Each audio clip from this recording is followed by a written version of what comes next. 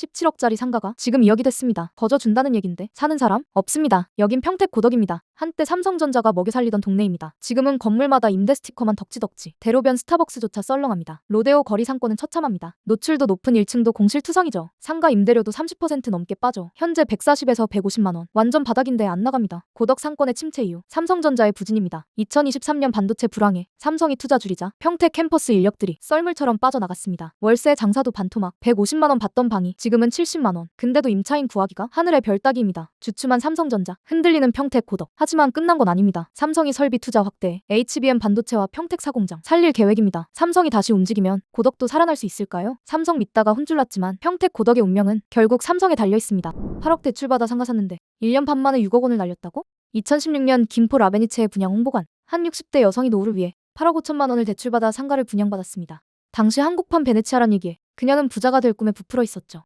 그러나 2024년 그 상가는 경매장에 나왔습니다. 최초 감정가는 10억 3천만 원. 하지만 세 차례 유찰 끝에 최저 입찰가가 3억 5천만 원까지 떨어졌습니다. 불과 1년 반 만에 6억이 증발한 것인데요. 다른 곳도 사정은 비슷합니다. 2022년 비슷한 타입의 상가는 2억 5천만 원의 낙찰, 초기 투자금의 3분의 1도 건지지 못했습니다. 상가 투자자들의 고통은 계속됩니다. 라베니체 4차 1층 전용 44제곱미터는 월세 110만 원의 매물이 나와 있는데요. 만일 임대인이 분양가 80%를 연 5%로 대출받았다면 매달 이자만 189만 원, 배보다 배꼽이 더 큰 상황이죠. 지금도 라베니체를 걷다 보면 금빛 수로 양쪽의 상가들은 절반 이상이 비어있거나 문을 닫은 상태입니다. 경매 일정표엔 앞으로도 줄줄이 상가들이 올라와 있죠. 경매로 재산을 날린 60대 여성과 다른 투자자들의 악몽은 언제 끝이 날까요?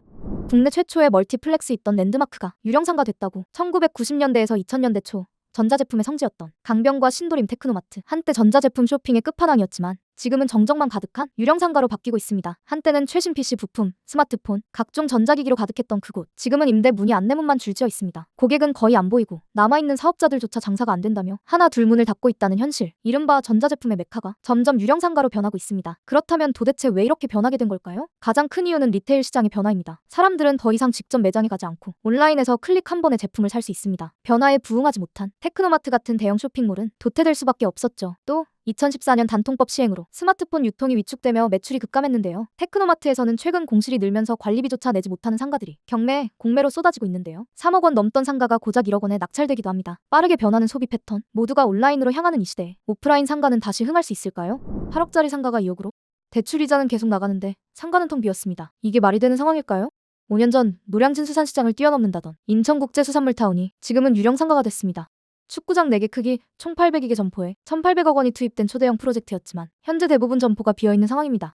2017년 분양 당시 투자 수익률 대박이라며 화려한 홍보로 많은 투자자가 몰렸습니다. 1층 상가 2평에 1억 원, 2층 40평은 무려 8억 원이었죠. 대출금을 9천만 원을 땡겨서 이렇게 받았 6년 동안 계속 매달 40만 원씩 매달 이자만 내가고 있고. 상가 실패의 페이는 준공 시기가 코로나19 팬데믹과 겹치면서 유동인구가 급감했고 결정적으로 수산물 시장의 핵심인 해수 공급 문제까지 발생했습니다. 수산물센터에서 물이 안 나오는 게 말이 안 되지 않냐. 결국 수분양자들이 대출 이자를 감당하지 못하고 경매로 내놓고 있습니다. 충격적인 사실은 경매에서 8억 원대였던 상가가 현재 2억 8,900만 원까지 폭락했다는 점입니다. 현재 인천국제수산물타운은 전체 통매각을 추진 중이라는데요. 일부 수분양자는 헐값 매각이 되지 않을까 우려하고 있습니다. 개그맨 양세찬의 고향이 유령거리로 한국의 작은 미국이라 불리던 동두천 보산특구, 전국 36개 관광특구 중 하나입니다. 하지만 지금은 셔터가 내려진 상가들, 텅 빈 거리, 유령거리로 변해버렸습니다. 2025년 7월 현재 보산특구 상가 177곳 중 실제 영업은 고작 70에서 80곳에 불과합니다. 몰락의 주요 원인은 첫째, 미군 병력 감소. 2만 명이던 미군이 단 4천 명으로 급감했습니다. 둘째, 지하철 개통.